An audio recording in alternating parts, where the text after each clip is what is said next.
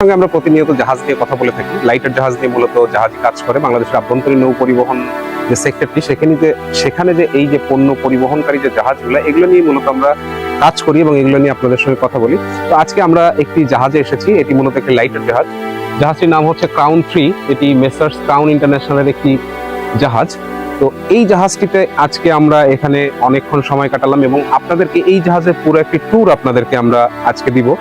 এই জাহাজের যে জায়গাটিতে দাঁড়িয়ে আমরা কথা বলছি, এটি হচ্ছে মূলত জাহাজের আন্নি বলে। আন্নি মানে হচ্ছে যে এইটা হচ্ছে জাহাজের একদম সম্মুখের যে অংশটি সেটি, এবং এখান থেকে মূলত হচ্ছে যে জাহাজের যে নোঙর আছে, যেটা তারা নদীতে কখনো যদি মাঝ নদীতে তাদের দাঁড়াতে হয়, তখন হচ্ছে এই নোঙর করে তারা দাঁড়ান, কারণ তখন আশেপাশে রশি বা তাদের ভাষায় আলাদ দিয়ে বেঁধে রাখার কোনো জায়গা থাকে না।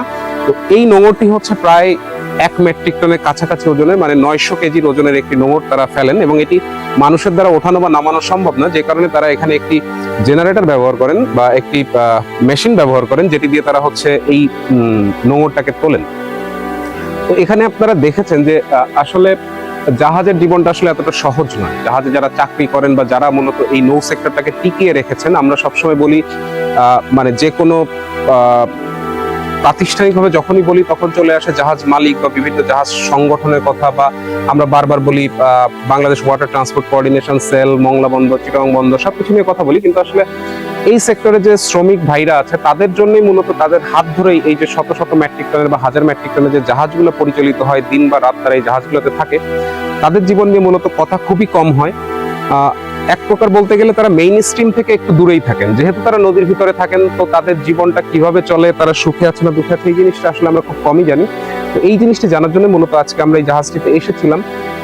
এটি হচ্ছে তাদের শোয়ার জায়গা, যে জায়গাটিতে তারা ঘুমান। এটি মূলত 6 ফিট বাই 5 ফিটের একটি জায়গা, যেটি আপনারা দেখতে পাচ্ছেন। এখানেই তাদের টয়লেট, ঠিক তার নিচে উপরে আসলে 5 জন থাকেন, যারা জাহাজের উচ্চ শ্রেণীর কর্মকর্তা, মানে হচ্ছে মাস্টার, ড্রাইভার, 2 জন সুকানি, তারা থাকেন উপরে। আর নিচের অংশে থাকেন হচ্ছে স্টাফ, যারা হচ্ছে লস্কর বা গ্রিজার যারা আছেন, তারা থাকেন নিচের।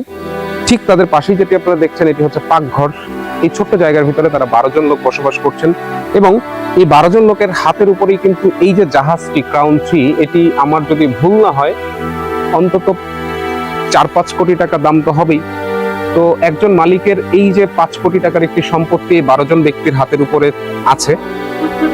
তো এই যে যোদ্ধারা যারা যুদ্ধ করছেন প্রতিনিয়ত সাগরে বা নদীতে যুদ্ধ করছেন, এটি হচ্ছে তাদের জীবন। তারপরেও তারা চেষ্টা করেন যে কিছুটা সময় তারা নিজেদের মতো কাটানোর জন্য, যে কারণে ওনারা বললেন, আমাদের কথা প্রসঙ্গে উঠে আসলো যে বেশিরভাগ একটু সময় তারা সাধারণত নোঙরেই তাদের থাকতে হয়, হয়তো মাল লোড নেওয়ার যখন উদ্দেশ্যে যাচ্ছেন তখন, অথবা যখন লোড দিয়ে ফিরেছেন তখন। তো এই সময়টা মূলত তাদের জাহাজে কাটে হচ্ছে একে অপরের সাথে গল্প করে বা একটু মোবাইলের ভিডিও দেখে, টিকটক দেখে, এটা করেই তাদের সময় কাটে। আর আসলে তাদের খুব কিছু করার থাকে না, জাহাজের উপরে যখন তারা থাকেন খুব বেশি কিছু করার থাকে না। রান্না হচ্ছে, কুক আছে, সে রান্না করছে, তারা থাকছে। আর এই যে কিছু শৌখিন জিনিস আপনারা দেখছেন, যে অনেক জাহাজে আমরা দেখেছি যে কিছু গাছপালা লাগাচ্ছে অনেকে, তাদেরও এখানে দেখলাম আমরা যে কিছু গাছের ছোট ছোট গাছ তারা লাগিয়েছে, এগুলো যত্ন নিচ্ছে। মূলত এভাবেই তাদের জীবনটা কাটছে। তো আমরা সামনে আপনাদেরকে আরো বিভিন্ন জাহাজে যাব, এবং আমরা সামনে চেষ্টা করবো আপনাদেরকে এই যে জাহাজগুলো যে লোড নিতে যায়, আমরা বারবার মাদার ভেসেলের কথা বলি, মাদার ভেসেলগুলো আসলে দেখতে কেমন, সেই জাহাজ থেকে যখন এই ছোট লাইটের জাহাজগুলো লোড নেয়, মানে আমি যদি একটু আপনাদেরকে বলি যে এই জাহাজটির ক্যাপাসিটি হচ্ছে 1600 মেট্রিক টন, আর একটি মাদার ভেসেলের ক্যাপাসিটি থাকে অন্তত 50,000 মেট্রিক টন। তার মানে বুঝতেই পারছেন যে অলমোস্ট 30 গুণ বড় একটি জাহাজ। সেই জাহাজ থেকে কিভাবে এই জাহাজগুলোতে পণ্য লোড করা হয়, এবং সেই যে জার্নিটা, এটি হয়তো সামনে কোনো একটি ভিডিওতে আপনাদেরকে আমরা দেখানোর চেষ্টা করব। সবাইকে ধন্যবাদ।